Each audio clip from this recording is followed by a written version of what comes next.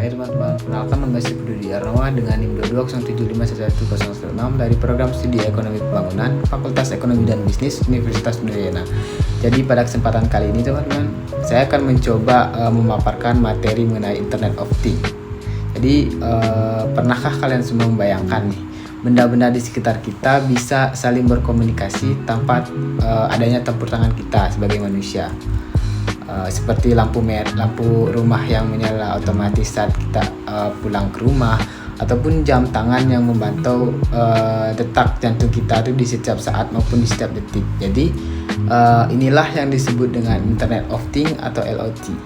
Jadi IoT ini adalah konsep di mana benda-benda fisik itu dihubungkan ke internet agar bisa mengumpulkan, mengirim, dan bertukar data. Jadi dengan IoT ini semua perangkat tuh bisa bekerja secara otomatis teman-teman, dan membuat hidup manusia menjadi lebih mudah. Cara kerjanya tuh cukup sederhana teman-teman. Pertama, sensor pada perangkat pengumpulan data itu seperti suhu, gerakan, ataupun tekanan udara. Kemudian yang kedua, data itu dikirimkan melalui cloud, kemudian melalui jaringan internet. Lalu sistem itu menganalisis data tersebut dan memberikan respon otomatis ke perangkat lain. Jadi semua proses ini tuh terjadi sangat cepat teman-teman, bahkan dalam hitungan detik. Jadi IoT itu sudah banyak digunakan di berbagai bidang kehidupan. Dalam smart home, kita bisa mengatur lampu, AC, ataupun CCTV teman-teman dari jarak jauh.